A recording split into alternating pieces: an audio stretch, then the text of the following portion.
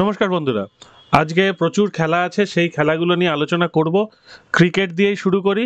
ক্রিকেটে Australia versus West Indies first ODI সবে শুরু হয়েছে, জাস্ট 1 ওভার 4 বল হয়েছে।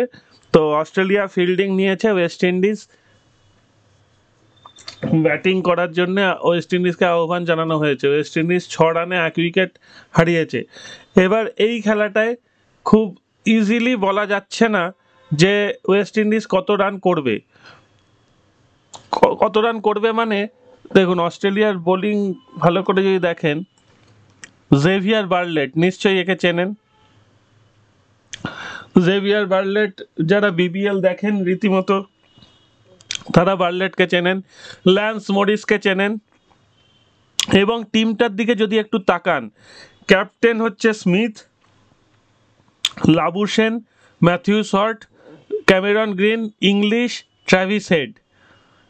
আর বাকিরা ভালো করে দেখুন, Aaron Hardie, Sean Abbott, Xavier Bartlett, Lance Morris, Adam Zampa. মানে বোলিং এবং অলরাউন্ডার ভিত্তিক একটা টিম। তার মানে এরা অস্ট্রেলিয়া অন্তত ফুল তাদের শক্তি নিয়ে ওয়েস্ট ইন্ডিজের এগেনস্টে ঝাঁপায়নি, কারণ ওয়েস্ট ইন্ডিজ একটা রীতিমতো আনকরা টিম নিয়ে এসছে। যদিও সেই টিমই, প্রায় সেই টিম, কিন্তু অস্ট্রেলিয়াকে হারিয়ে দিয়েছিল টেস্টে। সেটা একটা অনবদ্য রূপকথার কাহিনী হয়েছিল, কিন্তু সেটা ওয়েস্ট ইন্ডিজকে আরও একবার অস্ট্রেলিয়া অন্তত সমানে সমানে লড়াই করার চেষ্টা করছে। যদিও অস্ট্রেলিয়ার টিম অনেক শক্তিশালী, যে কোনো টিম নিয়েই নামুক না কেন, কিন্তু ওয়েস্ট ইন্ডিজকে একদম বিপাকে ফেলে মানে একদম নিজের 1 নম্বর টিম নিয়ে নেবে ওয়েস্ট ইন্ডিজকে 120 রান অল আউট করে দেওয়ার চেষ্টায় অন্তত অস্ট্রেলিয়া নেই। এবার তারা যদি, এই বোলাররা যদি ওয়েস্ট ইন্ডিজকে 70 রান অল আউট করে দেয়, তাহলে তার কারোর কিছু দায় নেই, অন্তত সেটা এই বোলারদের ক্রেডিট এবং ওয়েস্ট ইন্ডিজের ব্যাটসম্যানদের ব্যর্থতা। এটাই ব্যাপার। এই ম্যাচে ওয়েস্ট ইন্ডিজের জেতার চান্স ভীষণ কম। তবু যেটুকু চান্স আছে সেটা হচ্ছে, যদি কোনোভাবে ওয়েস্ট ইন্ডিজ 230 রান ক্রস করতে পারে, তাহলে একটা লড়াই হবে। আর সেটা না ক্রস করতে পারলে লড়াইয়ের কোনো চান্স নেই। এই হলো পরিস্থিতি। এবার সেকেন্ড টেস্ট ম্যাচ, যেটা খুব ইম্পর্টেন্ট ভারতের জন্য অন্তত, সেটা হচ্ছে যে ইংল্যান্ডের সঙ্গে টেস্ট। প্রথম টেস্টটা ভারত অবিশ্বাস্যভাবে হেরেছে, সেটা কেউই বিশ্বাস করতে পারেনি, ইংল্যান্ডও বিশ্বাস করতে পারেনি ভারত হারবে বা তারা জিতবে, সেটা তাদের বিশ্বাস ছিল না। কিন্তু যদিও হয়েছে ঘটনা এবং সেটাই বিশ্বাসযোগ্য। ইন্ডিয়া টসে জিতে ব্যাট নিয়ে যায়। বিশাখাপত্তনমের পিচ, ফোর্থ ইনিংসে কিন্তু ভীষণ চাপের একটা পিচ তৈরি হবে, সেখানে ব্যাট করা মুশকিল। মানে 10 রান হবে না সেটা বলছি না, কিন্তু স্পিন অনেক কাজ করবে। এইখানে কে কে আছে দেখুন ইন্ডিয়া টিমে।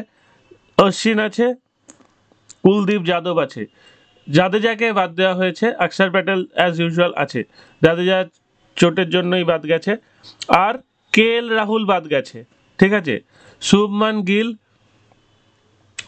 কে সুযোগ দেওয়া হয়েছে। আমার মনে হয় শুভমান গিলকে সুযোগ দেওয়া যেতে পারে, কারণ বিরাট কোহলি যখন অ্যাবসেন্ট, তখন শুভমান গিলকে সুযোগ না দেওয়ার কোনো কিছু নেই। আর নতুন যাকেই নেওয়া হবে সেই যে একদম এসেই সেঞ্চুরি করবে সেটা নয়। তবে আমার যেটা দুঃখ লাগছে একটু হলেও, সেটা হচ্ছে রজত পাতিদারকে নেওয়া হয়েছে। একবার সারফরাজকে দেখা উচিত ছিল। সারফরাজ ইন্ডিয়া টিমে চান্স পেয়েছে, কিন্তু সারফরাজকে একবার অন্তত টিমে ঢোকানোর চেষ্টা করলে ভালো হতো। ঠিক আছে, সেটা টিম ম্যানেজমেন্ট যেটা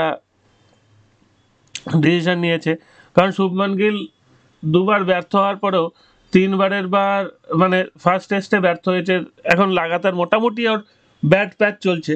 তার মানে শুভমান গিল খারাপ প্লেয়ার সেটা নয়, কিন্তু সারফরাজকে যখন ডাকা হয়েছে তখন একবার সুযোগ দিলে ভালো হতো, রজত পাতিদারের জায়গায় বা শুভমান গিলের জায়গায়।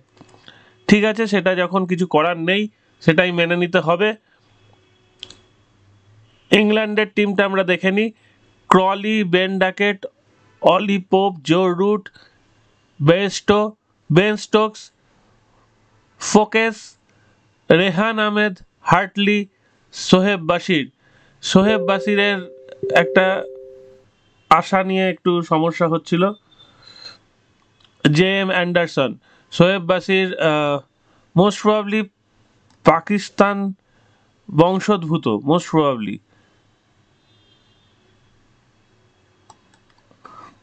দেখি জন্ম,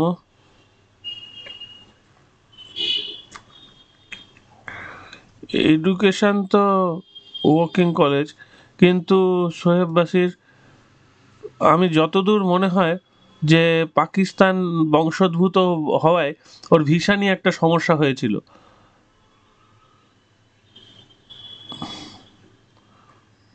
এবার যেমন নাসির হুসেন ইন্ডিয়ায় জন্মগ্রহণ করে ইংল্যান্ডে চলে গেছিল, এরকম প্রচুর প্লেয়ার আছেন সারা পৃথিবীতেই আছেন যে যারা ছড়িয়ে ছিটিয়ে এদেশ থেকে ও দেশে চলে যান বা তারা সেই দেশে সিটিজেনশিপ নিয়ে নেন। তো সেইখানে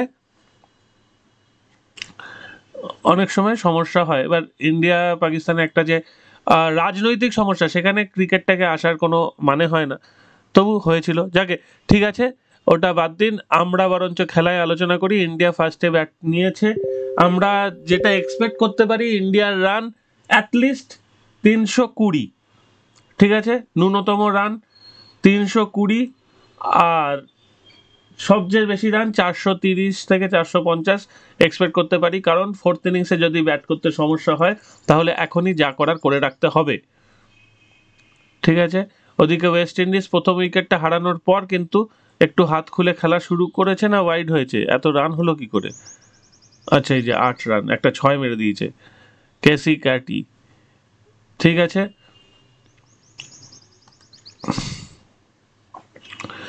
তাহলে ওয়েস্ট ইন্ডিজের ম্যাচে যারা রানে খেলবেন, ধরুন 220+ যদি করতে পারে ভালো, আন্ডারে না খেলতেই আমি রিকোয়েস্ট করবো। আর ইন্ডিয়ার ম্যাচে ন্যূনতম রানটার ওভারে খেলতে পারেন, চান্স আছে সেটা হয়ে যাওয়ার। আর একটা ম্যাচ নিয়ে আলোচনা করব, অনলি টেস্ট ইন কলম্বো। আমরা আলোচনা শুরু করার আগে কলম্বো ওয়েদার দেখে নিই। কলম্বো ওয়েদার টুডে, কলম্বো আজকেও বৃষ্টি। আসলে শ্রীলঙ্কা এমন একটা জায়গায় অবস্থিত, সেখানে শ্রীলঙ্কায় বৃষ্টিপাত সারা বছরই অলমোস্ট হয়, তো সেইটা একটা কিছু করার নেই। তবে রবিবার বলছে ঝমঝমিয়ে বৃষ্টি হবে, সোমবার আবার কম বৃষ্টি, আজকেও কম বৃষ্টিই হবে, কিন্তু বৃষ্টি হবে বলছে। 1% বা 7% বৃষ্টি হলে খেলাটা অন্তত করা যাবে, এবং সেটা পরের দিকে, দেখুন 1টার পরে বৃষ্টি শুরু হবে। রবিবার অলমোস্ট সারাদিন বৃষ্টি হবে, আর কালকে 4টের পরে বৃষ্টি শুরু হবে, তাহলে একদিন বাদ দিয়ে মোটামুটি এই খেলাটা হবে। এবং এই খেলাটায় কি কি হতে পারে সেটা একটু আলোচনা করে নেওয়া যাক। সেটা হচ্ছে যে শ্রীলঙ্কা এই মুহূর্তে খুব ভালো ছন্দে নেই, ক্রিকেটীয় ছন্দে শ্রীলঙ্কা খুব একটা খারাপ পরিস্থিতিতে আছে। যদিও শ্রীলঙ্কাকে পানিশমেন্ট দিয়েছিল আইসিসি, কিন্তু সেই পানিশমেন্টটা নেই, উঠে গেছে। তো সুতরাং শ্রীলঙ্কা খেলছে সব কিছুই, টেস্ট খেলছে, তারা আন্ডার 19 ওয়ার্ল্ড কাপ খেলেছে, সব কিছুই করছে, সুতরাং সেটা নিয়ে আর সমস্যা নেই।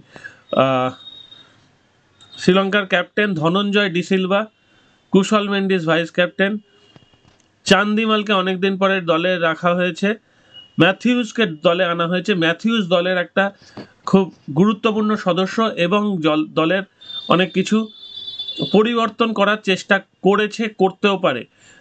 প্রভাত জয়সূরিয়া টেস্ট খেলা হলেই আমি তো দেখি মোটামুটি 4টে 5টা 6টা উইকেট তিনি পান, ভালো স্পিনার। আর ফাস্ট বোলিং কারা করবে বলতে পারছি না, রাজিতা থাকতে পারে, কামিন্দু মেন্ডিস ভালো বল করছে, রমেশ মেন্ডিসও ভালো বল করছেন। তো সুতরাং ওরা টিম এখনও দেয়নি, টিম দিলে জানা যাবে যে এখন 10টার সময় খেলা শুরু হবে। আর আফগানিস্তানের টিমের খবরটা একবার দেখে নিই। সাইদি ক্যাপ্টেন,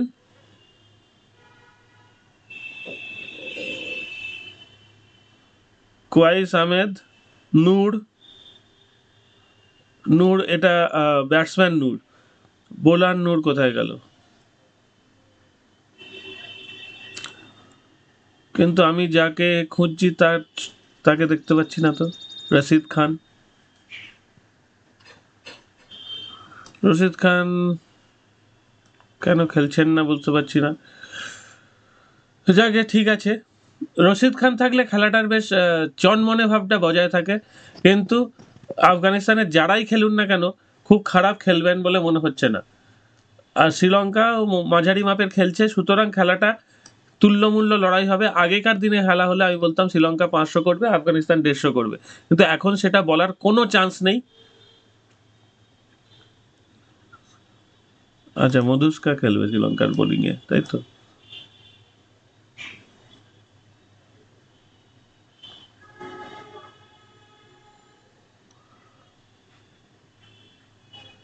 কোথায় মধুস্কা? যাই হোক, এখন বলার কোনো চান্স নেই যে শ্রীলঙ্কা একদম ধুয়ে মুছে সাফ করে দেবে আর আফগানিস্তান দাঁড়িয়ে দাঁড়িয়ে খেলা দেখবে, সেটা হবে না। অন্তত খেলাটায় ভালো রকম লড়াই হবে। এবং এই ইকরম আখিল, এই প্লেয়ারটাকে দেখে রাখুন, এই প্লেয়ারটা একটা বড় কিছু করবে বলে মনে হচ্ছে আমার।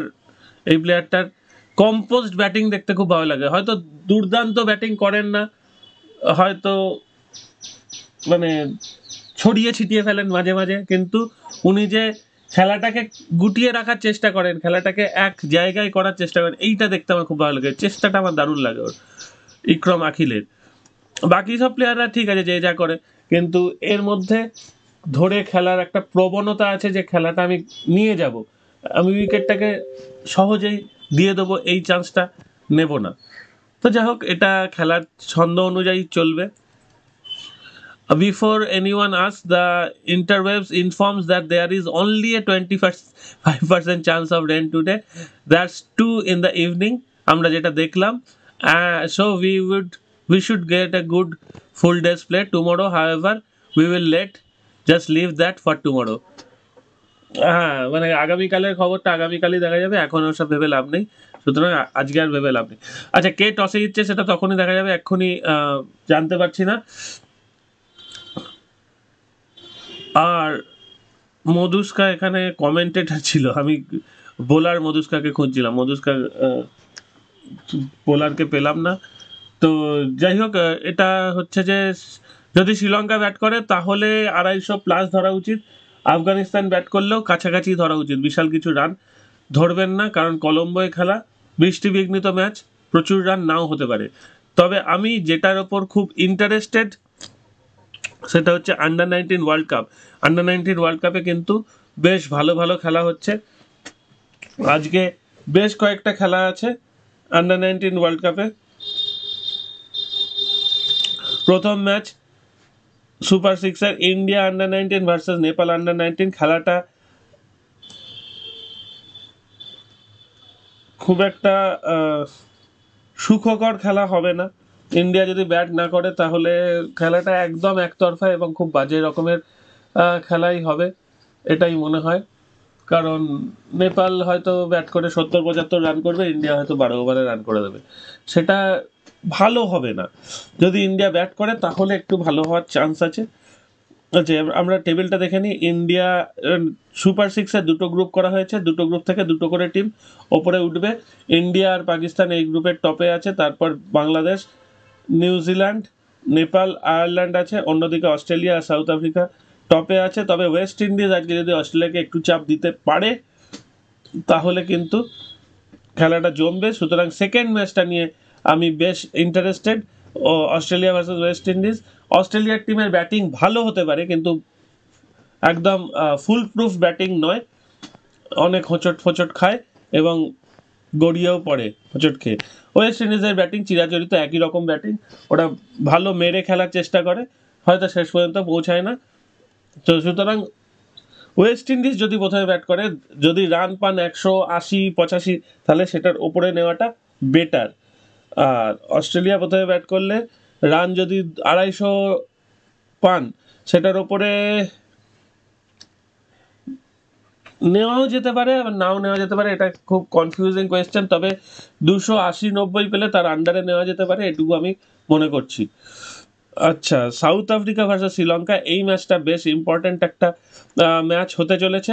সাউথ আফ্রিকা চেষ্টা করবে জেতার, এবং শ্রীলঙ্কা এখনো পর্যন্ত যেটা দেখলাম, শ্রীলঙ্কা খুব খারাপ খেলেছে বলা যাবে না। শ্রীলঙ্কা হয়তো দুটো ম্যাচ হেরেছে, কিন্তু সাউথ আফ্রিকাকে শ্রীলঙ্কা চাপ দিতে পারে। এবং শ্রীলঙ্কা যে কোনো ম্যাচ, শ্রীলঙ্কা স্পিন নির্ভর খেলা খেলছে, যে কোনো ম্যাচ শ্রীলঙ্কার শেষের দিকে গিয়ে বেশ অপোনেন্টকে চাপে দিচ্ছে। সাউথ আফ্রিকা আজকে কিন্তু এই ম্যাচটায় জিতবে বলেই মনে হচ্ছে, 80% চান্স জেতার, 20% চান্স শ্রীলঙ্কার জেতার, কিন্তু শেষের দিকে খেলাটা ভীষণ ক্লোজ করে আনছে শ্রীলঙ্কা, এবং তখন বেশ কয়েকটা উইকেট ফেলে খেলাটাকে আরও চাপ দিচ্ছে। সেইভাবে যদি আজকে সাউথ আফ্রিকা প্রথমে ব্যাট করে তাহলে সাউথ আফ্রিকার জেতার চান্স অনেক বেশি, কারণ শ্রীলঙ্কা ব্যাটে অতটা কিছু করতে পারছে না। কিন্তু শ্রীলঙ্কা যদি প্রথমে ব্যাট করে তাহলে শ্রীলঙ্কা কিন্তু সাউথ আফ্রিকাকে শেষের দিকে চাপ দিতে পারে। তাহলে দাঁড়াচ্ছে গিয়ে শ্রীলঙ্কা যদি প্রথমে ব্যাট করে, কখনো সাউথ আফ্রিকার রেট একদম কমে, মানে শ্রীলঙ্কার রেট যদি বেড়ে যায় তখন কিন্তু শ্রীলঙ্কাকে ধরবেন। মানে খেলার যতক্ষণ না শ্রীলঙ্কার বোলিং হচ্ছে, যে কোনো মুহূর্তে শ্রীলঙ্কা প্রথমে ব্যাট করলো, দুটো উইকেট পড়ে গেল ঝপঝপ করে, তখন শ্রীলঙ্কার রেট অনেকটা বেড়ে গেল, তখন শ্রীলঙ্কাকে টাকা লাগিয়ে দিতে পারেন, কারণ খেলাটায় একবার ঘুরবে, এটা আমার মনে হয়। ঘুরে শ্রীলঙ্কার দিকে আসবে বলছি না, কিন্তু খেলাটা ওইরকম ভাবে শেষ হবে না, খেলাটা সুইং হবে, একবার এদিকে হবে একবার ওদিকে হবে, এটাই সাধারণত আমি দেখলাম, তাই বললাম। তো সুতরাং এতগুলো ম্যাচ আলোচনা করা হয়ে গেল। এবার খেলা শুরুর আগে আমি ভিডিওটা আপলোডটা করতে চাইছি, আর ফুটবলে কি আছে একবার দেখে নিই চোখ বুলিয়ে, তাহলে ঝট করে ভিডিওটা আপলোড করে দিচ্ছি।